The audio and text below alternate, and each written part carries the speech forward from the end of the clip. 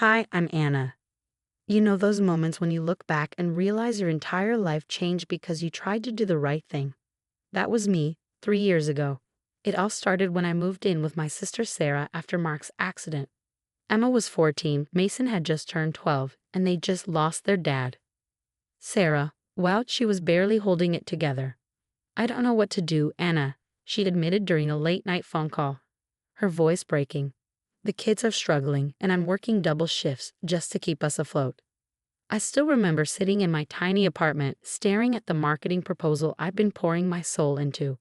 The promotion I'd been chasing for 2 years was finally within reach, but Sarah's voice kept echoing in my mind. "I'll come stay for a few months," I told her. "Help get everyone back on their feet." That few months turned into 3 years. I took a remote position, less pay, but enough flexibility to drive Mason to soccer practice and help Emma with her science projects.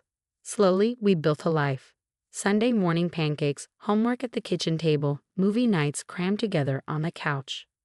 "You're becoming their mother more than their aunt," my best friend Tom pointed out one morning over coffee. He'd always been the voice of reason. "Sarah's letting you carry everything while she's out finding herself every weekend. When's the last time she even went to one of Mason's games?" I brushed him off. Sarah was still grieving, I told myself. But things were changing. Sarah started coming home later, talking endlessly about this amazing guy she'd met in yoga class. Keith, a successful real estate developer who, in her words, understood her journey.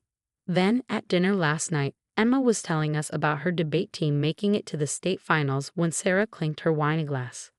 "Keith and I have been talking," she announced, beaming. "He's moving in next month. Isn't that exciting?" The kids froze. Mason dropped his fork, and Emma's face went blank. I felt a knot tighten in my stomach, the kind that warns you bad news is coming. Sarah didn't notice. "It's time for some changes around here," she continued, twirling her wine glass. "Keith has amazing ideas for renovating the house." That knot in my stomach should have screamed louder. 1 week after Keith moved in, the renovations began. I came home to find my reading nook, my little sanctuary where I'd spent hours helping Emma with homework, stripped bare. The built-in bookshelf Mark had lovingly installed, gone. "We're opening up the space," Keith said with a sweeping gesture as contractors carried out the pieces of my former refuge. "The house needs a more modern feel." Sarah agrees. Sarah just nodded, practically glowing as she hung on his every word. "The kids are excited, right?" she added. Mason mumbled something and disappeared upstairs. Emma didn't even look up from her phone. They'd both been withdrawing since Keith arrived, like shadows of their former selves. "Did you at least save Mark's photos from the bookshelf?" I asked, fighting to keep my voice steady. "Of those old things." Sarah waved dismissively. "They didn't fit the new aesthetic. Besides, it's time we all move forward." That night, I got a call from Linda, Mark's mother. "Anna, have you checked the property records lately?" she asked. Her tone made my stomach churn. "What do you mean?"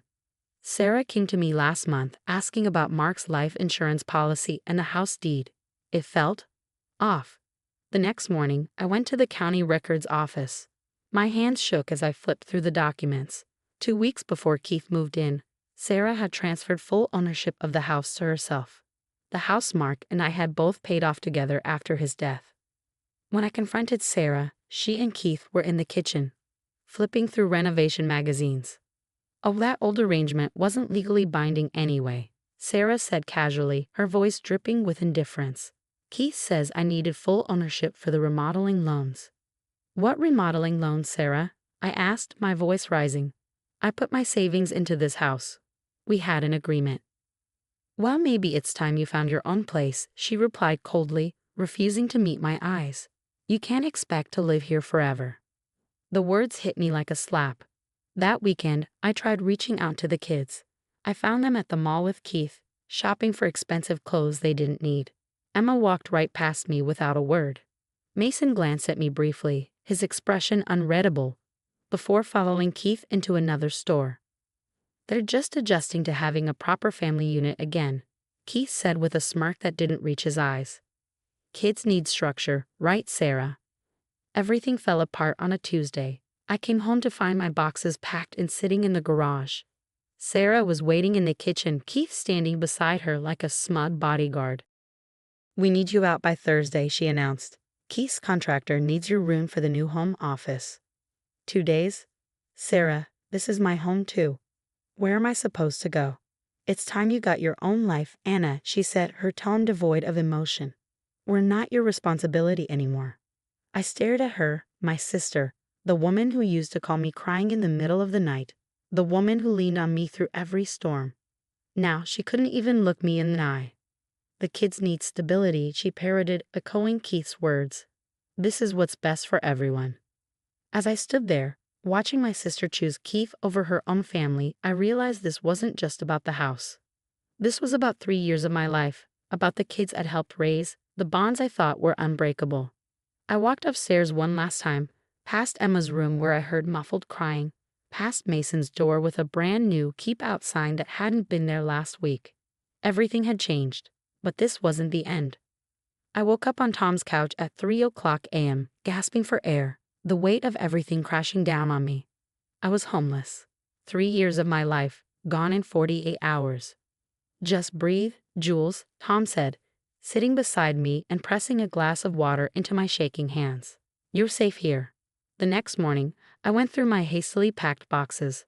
At the bottom of one, I found the photo album I'd made for the kids last Christmas, pictures of Emma's first debate tournament, Mason's winning soccer goal, birthday parties, school plays. 3 years of memories. Around noon, the doorbell rang. Emma stood there, mascara streaked down her face, clutching a backpack to her chest.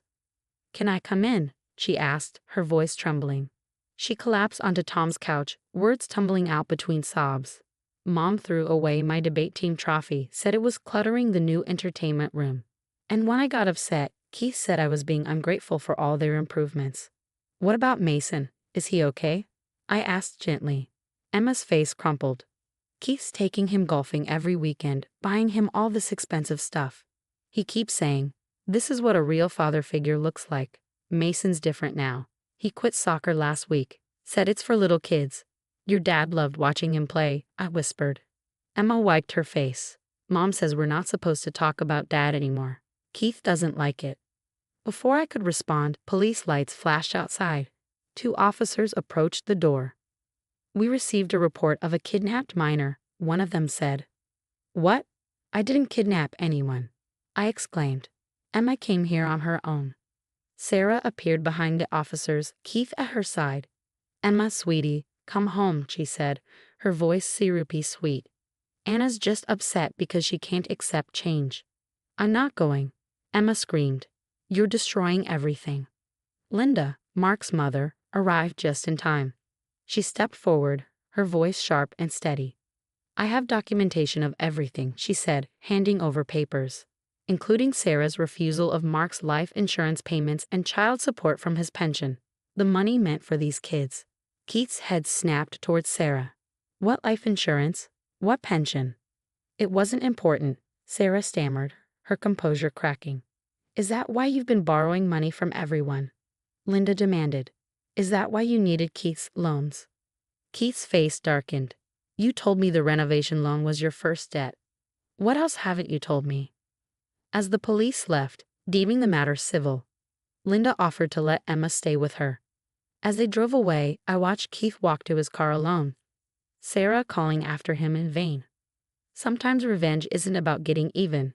It's about protecting what matters most. Watching Emma choose to walk away, I knew we were finally on the path to something like justice.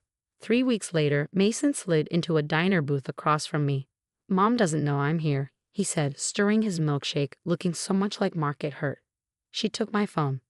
"But I borrowed Emma's old one," Mason said, holding up a slightly outdated phone. His voice was quiet but steady. "How are you holding up?" I asked. "Keith moved out last week.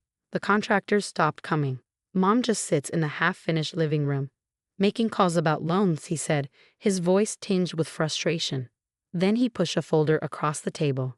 "I found these in Dad's old office." I opened it and found documents about the house, Mark's original purchase, renovation records, and proof of his investments. Linda had been right all along. The next day, Linda called a family meeting at her house. Sarah arrived last, looking diminished without Keith by her side. Her designer outfit was wrinkled, and her usually perfect hair was a mess. "This ends today," Linda began, her voice firm. "Mark left provisions for his children's futures, Sarah. You hid them from everyone, including the court." "I was protecting my family," Sarah protested, her voice breaking.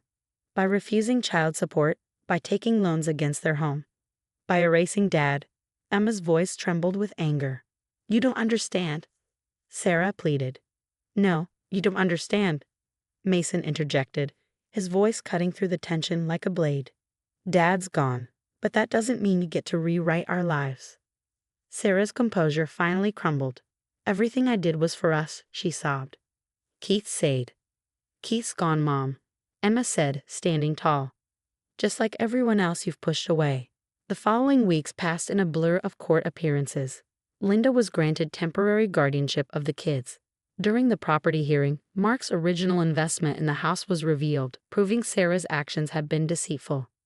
"The house needs to be sold," Emma announced during a family session. Her tone was resolute. "It's not a home anymore, just a monument to lies. And Anna deserves part of the proceeds," Mason added. "She was there for us when you weren't, Mom." Faced with mounting renovation loans and no Keith to bail her out, Sarah didn't fight back. Perhaps she couldn't anymore.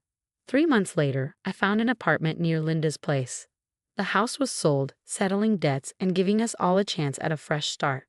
Sarah moved into a small rental, taking on extra shifts to pay off her remaining loans. "Do you think Mom will ever change?" Emma asked one evening as we helped Mason with his college applications. He had rejoined the soccer team, and his athletic scholarship prospects were looking bright. "People can change," I replied, "but relationships have to be earned back, one day at a time." Linda brought out the photo albums she'd saved, the ones Sarah had tried to throw away. We spent hours adding new pictures alongside the old ones. Different faces, same love. Sometimes family isn't about shared blood or perfect facades. It's about who stays when the truth comes out, who helps you rebuild from the rubble of broken trust. Sarah is still working on herself. The kids visit her sometimes on their own terms. As for me, I learned that home isn't always where you start, but where you end up after the storm passes, and we're all better for weathering it together. That's Anna's story of betrayal and redemption. What would you do if someone you sacrifice everything for, your career, your home, your future, betrayed you? Would you seek revenge, or would you focus on protecting the innocent people caught in the middle? Share your thoughts in the comments below.